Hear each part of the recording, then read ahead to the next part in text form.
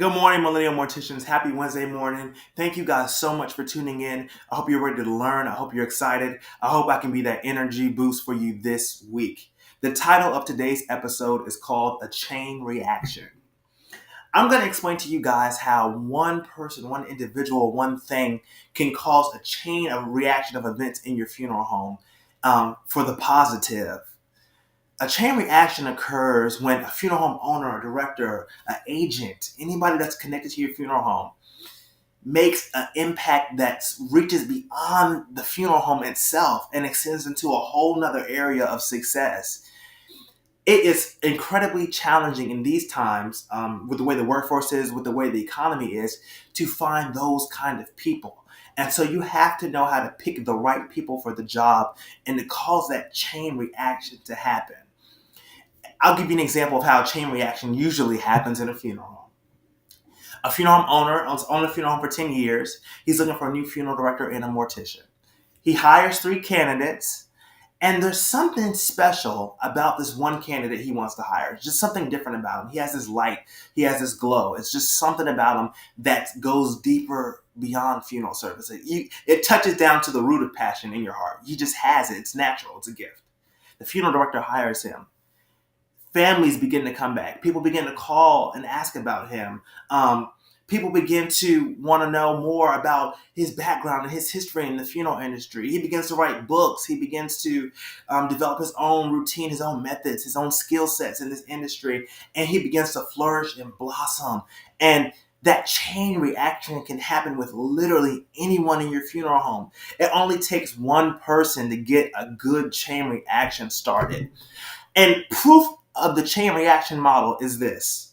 When you have a senior leader in your funeral home, a senior leader in the industry who's ran the business for 30, 40 plus years strong, and that person passes away, there is something about that funeral home that feels like it's missing. A piece of the funeral home's history, a piece of the funeral home's legacy is missing. That star player is missing. And so chain reactions are super important in a funeral home. That's why I always encourage you guys to have succession plans and things of that nature, having things in line and in order, because people react to people differently. And they might not react to you the same way they reacted to your dad when he owned the funeral home, and so on. So in your own light, in your own way, you have to create a strong chain reaction throughout your community.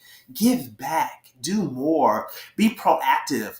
I find that a lot of times after those senior executives, those senior leaders either retire or move on or become deceased, we begin to think we can just get lazy off the fact that we feel like that their work was already done. And that's just not the case. In fact, it should encourage you even more to know that your work as a leader, as a professional, is just beginning, because people need to feel what they felt before. That recipe of success that they felt with that leader in particular, they want to feel that same thing with you and at a greater value. When people see something that's been done great, really strong one time, they expect so much more out of you. And you can't be mad at them for that. You just have to outdo, and outdoing doesn't really mean outbuying or outsourcing or doing any of those things. Outdo is an outperform. Do a little bit more, do a little bit extra. Show people that you can get the job done and that you're effective in what you do and that there's nothing that can stop you. And that chain reaction can keep your business alive. A lot of times when those people leave, the business begins to slow down. People lose faith in that brand. They lose trust that they had with that person and that individual and their community. But you can make a way for you to sharpen your skills now and sharpen the connection now while you still have time to create a reaction that people are willing to accept. It's hard for people alone, think about it like this, to accept the death of their loved one. That's extremely hard for anyone to accept. And now you're telling me that they have to accept that loss on top of the shift that's happening in your funeral home. That's a lot on a person. That's burdensome. And we don't really think about it like that in our funeral industry. We just think, okay, we have a new owner, but shift is so important. The way you allow people to shift with you, the way you allow people to change tides and change with your brand, that's so important, because you're changing people's system that they had in place. The comfort. People want to feel like they're comfortable, that they have control. And death is something that we really don't control. And so you have to make people feel like, I always tell you, we're in that peace of mind industry. We're giving people peace of mind. In that peace of mind realm, that they have control, that their decisions matter, that their voice matters, that the things they're telling you matters. And as being great leaders, as being great innovators, as being great listeners, it's so important that we're listening. I always have my ear to the consumers. I'm always listening, but I'm listening extra hard. Like, I'll pick up in things in an arrangement conference, I'll hear them, and I'm like, this is the third family that said they wanted the same thing. I wonder why that is. I wonder what's going on. Every arrangement conference should be a new lesson, should be a modern day live update of what's happening in the industry around the world. Every time you meet with a family, you're getting that moment, that second of importance to figure out a way that makes you different, that makes you more impactful, that taking that service, that elevation to the next level.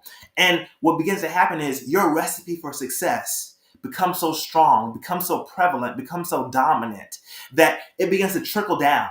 It just trickles down over everybody. It's something special. It's just something special about your funeral home. And this is the part of funeral service people can't put their hands on. Money can't buy this. You can't buy this anywhere. This is just something you have. It's just in you. So when you have that on you and in you, people begin to feel it. It's just like, wow, there's just something about this place. I can't quite put my finger on the recipe or what they're doing, but I feel so good about being here. I know I don't really want to be here, but there's just something about this environment, the way these people are treating me, that makes me comfortable where I'm at with this situation that I'm facing, with this challenge in my life that I'm facing. And what you'll begin to notice is that your staff, the people connected to your funeral home, they'll feel so proud to be a part of that reaction that's happening. And to be honest with you, they'll take a piece of what they learned with you, and if they choose to go somewhere else, or if they choose to retire or go to another industry, they'll take a piece of that with them. So you want people to take a piece of your brand with them everywhere you go. A lot of places do that via marketing or online or on the media, but like I said to you earlier, people don't really want to see us. They're not excited to see us. So we have to market ourselves a lot differently than any other brand would, or any other company would, excuse me. And so we have to be mindful of the way we handle the things we do and the way we react to certain things. We have to act as if the camera is always watching. There's someone always watching us, because there really is. There's someone constantly watching. They're constantly trying to see, oh, did they make a mistake on this? Is this right? Is this right? Is this right? And so a part of that chain reaction is having people that can handle it. Having people, and I don't want to compare people to being the vial that holds a reaction. When you're in science class, you have that glass dish and you're shaking it around. Those people carry that reaction. You've probably never thought about it like that, but those people are the vial to your business. They're vitally important, and they carry that special reaction that happens in your funeral home everywhere they go, whether they realize it or they don't. And so what you teach them, the way you talk to them, how you speak to them, that matters. Those things matter. It matters. It counts. It's important. It doesn't go unnoticed. It's you have to be satisfactory. You have to be proud of what you're doing. You have to understand that what you're doing is something that's so unique, so multifaceted. You can't even really explain it all to them. You really can't explain it all. You just have to do it. And you have to do it the best way that your mortuary school taught you, that your professors taught you, that your mentors taught you. Wherever you do, you have to be able to react in a way that's going to do you good in the future.